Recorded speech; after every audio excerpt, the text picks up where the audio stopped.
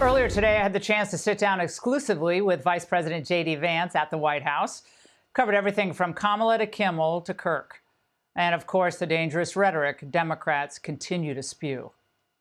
As somebody who understands history, when I see ICE, I see slave patrols. Donald Trump's modern-day Gestapo is scooping folks up off the streets. They're in unmarked vans wearing masks. Folks getting snatched off the street by secret police who are wearing masks. These people are terrorizing our communities. Mr. Vice President, thanks for joining us tonight. Good to see you. Democrats have called ICE agents everything from slave patrols, kidnappers, and Nazis who are terrorizing communities.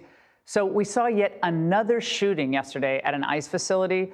So what's your message to Democrats who keep spewing this type of violent rhetoric? Well, it's to look in the mirror and stop this craziness, or you're going to get somebody killed. In fact, I think a lot of them already have gotten somebody killed, namely my friend Charlie Kirk and a number of other folks as well.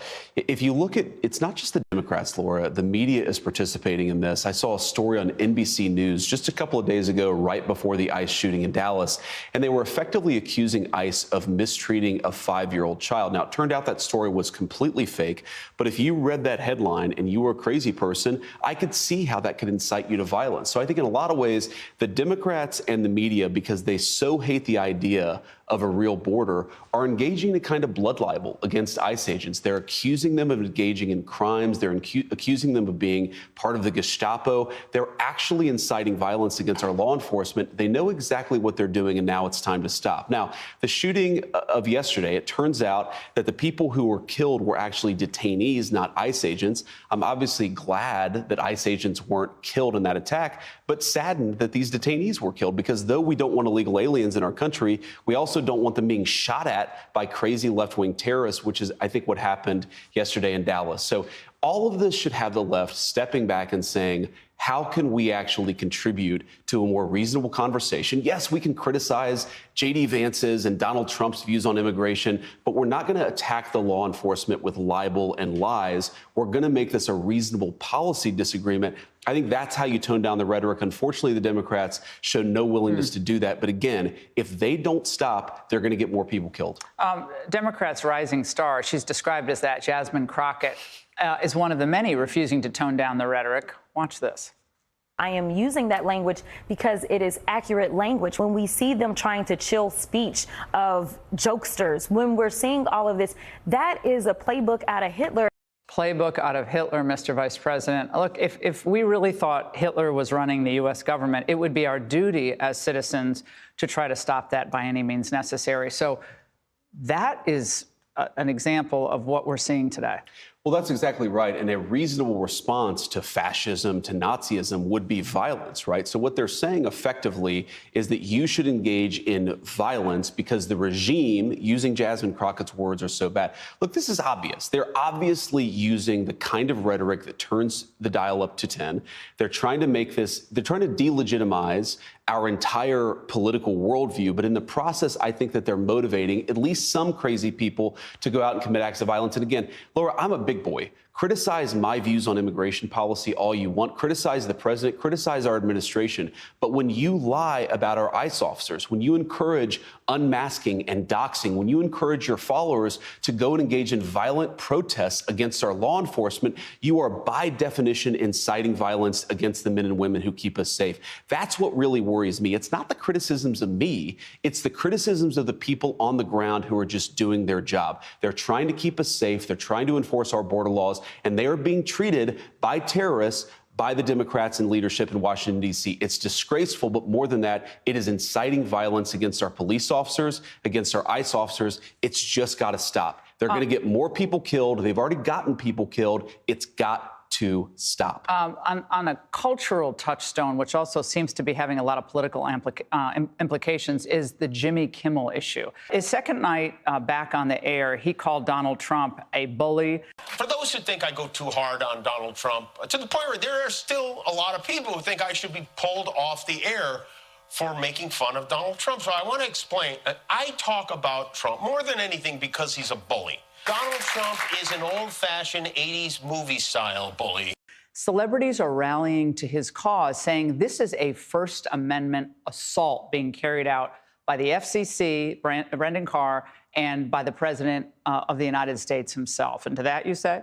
Well, there are two things. First of all, I'd like them to tell me exactly what Brendan Carr did to have Jimmy Kimmel taken off the air, because number one, he is currently on the air, and to the extent that he isn't in certain stations, it's because he's not funny and because his ratings aren't very good. So it is actually we should let these stations determine whether they want a non-funny comedian. Why should the government chime in at all? I mean, doesn't it give them fodder for their argument that this is like a pressure because of the mergers that are coming up, and so this is the government kind of putting its finger on the scale? So why even mention Jimmy Kimmel? It's just helping him. I think that Brendan Carr put out a couple of tweets or a couple of truths or whatever he did. That does not constitute government coercion, and it's pretty rich, Laura, coming from the Democrats after years of the Biden administration explicitly demanding that social media companies censor. You didn't hear anything from the Democrats. You didn't hear anything from these celebrities about free speech. But Brendan Carr putting out a couple of tweets constitutes the shutdown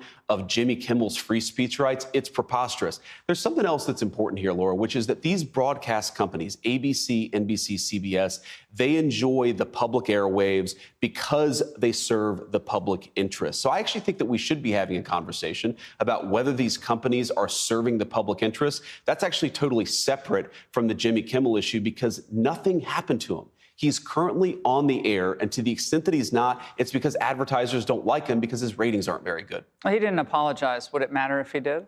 I think it would matter. Actually, I'd love for Jimmy Kimmel to apologize to Erica and to all of the people that he slandered. He tries to say that he told a joke.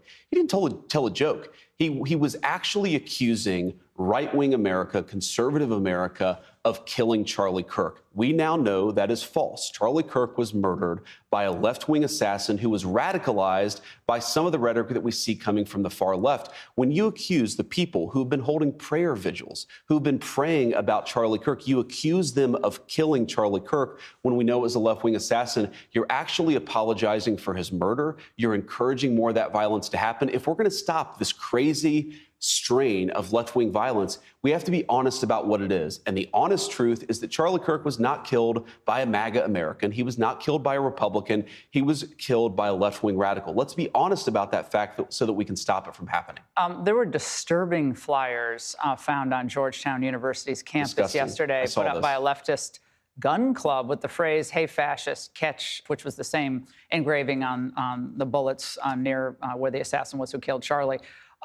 So what is your reaction to this? And is there a role that the federal government can play with these universities, given what's being done to perhaps incite violence against conservative speakers or conservative students or the few conservative faculty on these campuses? Well, first of all, as a basic policy issue, if you are using federal dollars to incite violence against conservatives, you're not going to get those federal dollars anymore, and we're looking at that right now. So Georgetown needs to make sure that it's actually making it safe for everybody, whether they're liberal or conservative, to express their views. If you're promoting and encouraging violence, I think you're by definition violating the contract you have with your students. You're violating the contract that you have with the American public. But let's step back and just appreciate this. Okay, to engage in an act of political violence, of course, there's the person at the top of the pyramid who's pulling the trigger. That's the person that we're prosecuting. That's the person that we're going after that has to see justice. But there's also all the people who apologize for that violence. There's the people who celebrate for that violence. There are the people who fund the networks that actually encourage and promote that violence. We really have to dismantle the entire network of left-wing violence in this country. What are we doing to do that, though, Mr. Vice President? A lot of conservatives are frustrated. They feel like the administration might be dragging its feet on this. Antifa is just one organization. There are many out there. But people want to see people go to jail for this. Well, first of all, people will go to jail for this. But the President of the United States has made very clear we're taking a whole of government approach to this. We're looking at the funding networks. We're looking at the people who are inciting violence. We're looking at the people who are promoting and encouraging violence. That takes time to do it the right way, Laura. We're going to make sure that we do this the right way. With First Amendment concerns. Of course, you have to protect people's First Amendment rights.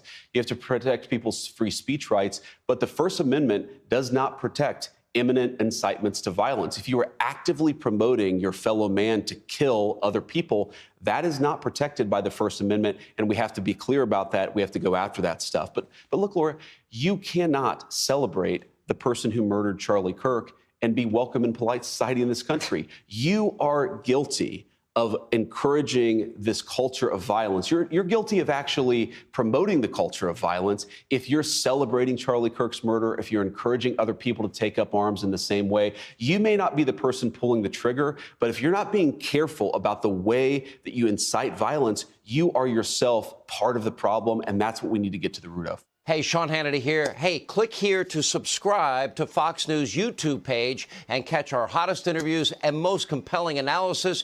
You will not get it anywhere else.